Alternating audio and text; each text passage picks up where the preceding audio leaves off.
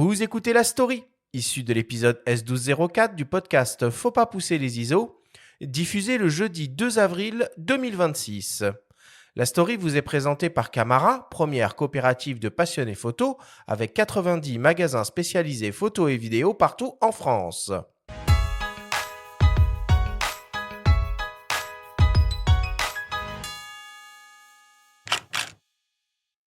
De Capa, on connaît surtout les photos prises sur le front pendant la guerre civile espagnole ou lors du débarquement allié en Normandie.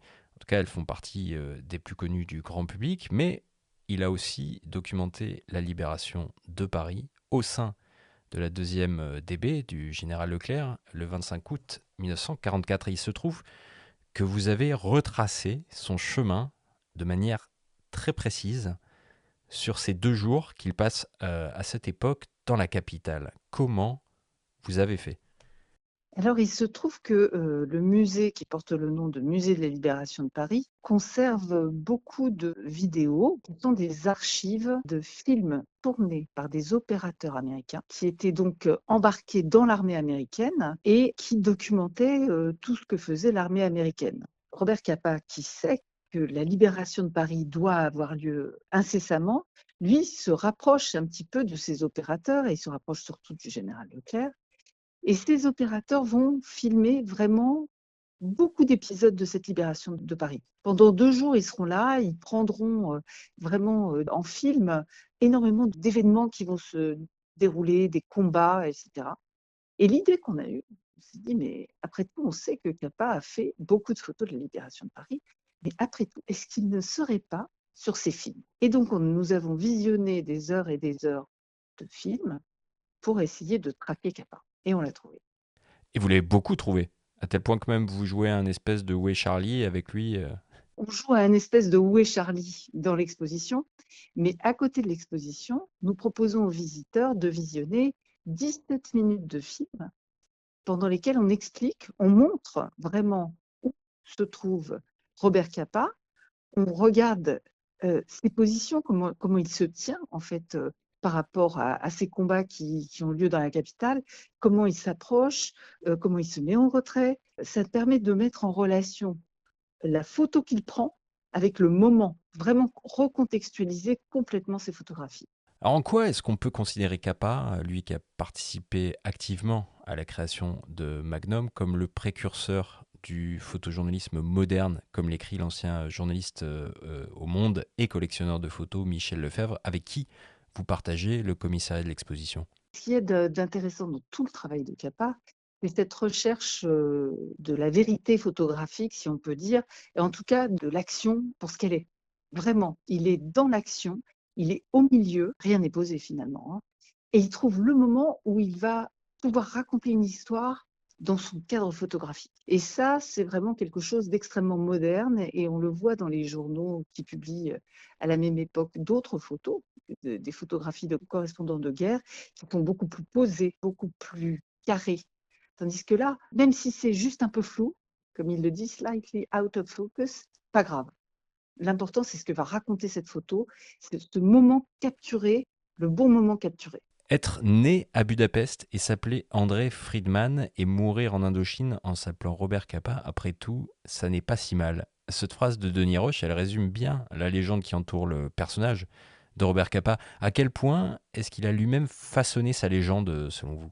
C'est sûr que Robert Capa a laissé faire et laissé dire, s'en est amusé, parce que c'est quelqu'un d'assez facétieux et malicieux. Donc, il s'en est probablement amusé, il a probablement ajouté un petit grain de sel par-ci, par-là, pour le plaisir de jouer, hein. Robert Capa, c'est un joueur. Mais je voulais souligner quelque chose d'important et qu'on dit dans l'exposition, c'est que André Friedman et Robert Capa, c'est le même homme. C'est-à-dire que jusqu'au bout, Robert Capa et André Friedman. Il reste jusqu'au bout cet exilé juif hongrois antifasciste qui a un vrai combat, vrai combat politique qui porte quelque chose. Et c'est ça qui est le plus intéressant. La légende, c'est la personnalité, etc. Mais vous avez quelque chose d'assez profond. Nous avons vraiment affaire au même homme. Quel était le rôle de son frère, Cornel Capa, également membre de Magnum, pour réunir une œuvre qui a été finalement quelque peu dispersée au fil des ans de ses voyages? Cornel Capa est devenu lui aussi photographe. D'abord, il s'appelle Cornel Friedman, il a le même patronyme que son frère, et puis il change en Capa. Il garde ce prénom, Cornel, mais il change son nom en Capa. Et ce photographe va se sentir investi d'une mission, et c'est lui qui va aller chercher petit à petit toutes les photographies de son frère, parce que en fait, à l'époque, et jusqu'à Magnum, en fait, jusqu'à la création de Magnum, les photographes envoient, grâce aux agences photographiques, ils envoient leurs photographies dans les revues. Et puis, ils ne les revoient plus, en quelque sorte. Et puis, les photographies voyagent dans la presse, de parution en parution. Et les photographes n'avaient pas la main mise sur le devenir de leurs photographies. Donc, Cornel Capa est allé chercher les photographies, et notamment à Life. Il a réussi à retrouver les photographies de son frère. Il est allé assez loin pour pouvoir reconstituer comme ça l'importante photothèque que constitue l'œuvre de son frère. Qu'est-ce que les images que Robert Capa a prises disent de sa personnalité en tant que photographe de guerre? Ce qui est sûr, c'est que ce qu'elles disent de ce photographe de guerre en particulier, c'est son goût du risque. Il est là où ça se passe et il est dedans. Les photographies du débarquement sont absolument incroyables. Pourquoi? Parce qu'on est avec les soldats. C'est-à-dire que lui-même est avec les soldats. Il débarque, il patauge dans l'eau, il avance. On sent presque le froid de l'eau, on est saisi, hein, on est dedans. Et ça dit beaucoup de choses sur un photographe qui n'a pas peur de prendre des risques, qui y va, même si il y a eu toute cette légende autour des photographies du débarquement, il n'en aurait pas pris assez, il fallait déjà y être, et il fallait déjà faire des photographies dans ce contexte-là, qui était un contexte de guerre abominable. C'est ça qu'on voit, c'est ça qu'on sent, c'est cette acuité, ce besoin d'être au milieu de l'action, et ce besoin de témoigner aussi du sort des victimes, et notamment des civils. Et là, les photographies de Capa rendent vraiment perceptible le sort des civils dans la guerre. Robert Capa, photographe de guerre, une exposition à voir jusqu'à la fin de l'année, jusqu'au 20 décembre au Musée de la Libération de Paris. Merci beaucoup, Sylvie Zeilman. Merci.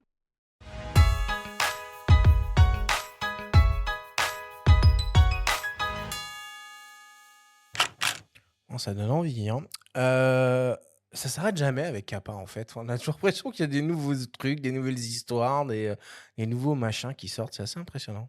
Oui, bah, il y a plusieurs choses qui l'expliquent, hein. D'ailleurs, elle le dit très bien, Sylvie Zeilman, c'est quelqu'un qui a quand même savamment entretenu sa propre légende, hein, en laissant dire, laissant faire pas mal de choses à son sujet. Il a lui-même, du coup, il s'est inventé ce nom-là, hein, Robert Capa, parce qu'à la base, il s'agit d'un émigré hongrois qui tout simplement, pour exister et avoir une nationalité américaine, a pris ce nom d'emprunt. Son frère a fait la même chose, Cornel Capa.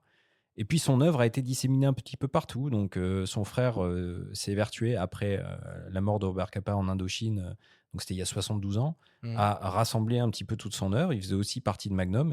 Et donc on découvre à la fois des pans de l'œuvre de Capa, et puis là surtout, c'est l'occasion de le voir bouger en fait, et de le voir sur le terrain, comment il se comportait. Et ça, c'est assez passionnant, quoi. Parce que ce qui a toujours fasciné, et elle le dit, c'est que c'est quand même l'homme pour qu'une photo soit bonne, bah, il faut être au plus près, en fait. C'était vraiment son motto. Et on se rend compte sur ces images-là qu'il est partout. Au moment de la libération de Paris, il est partout, au premier plan, près de Leclerc. Enfin, là où l'action se passe, il y est, quoi.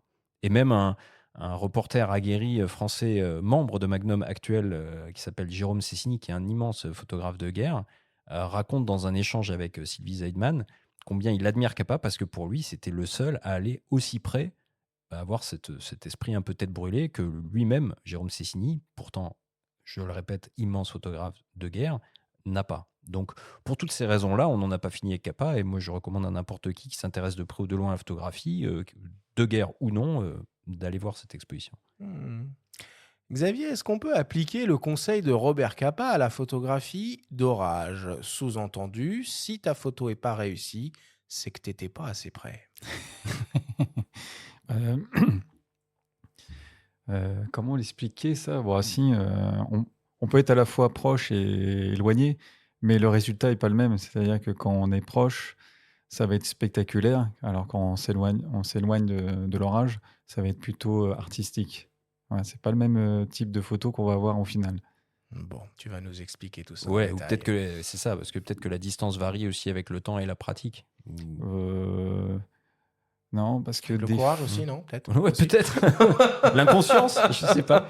L'inconscience, c'est surtout le danger, parce que des fois, Ouais. on est loin de l'orage et puis un impact peut nous tomber derrière nous ou même devant nous. Donc, c'est ça le risque et c'est surtout Ouais, comme je te dis, c'est pas vraiment le type de photo. C'est pas le même type de photo. Ouais. J'ai déjà eu des impacts proches, c'est spectaculaire au niveau études de cas, mais c'est moche. Enfin, j'en ai pas fait une expo, quoi.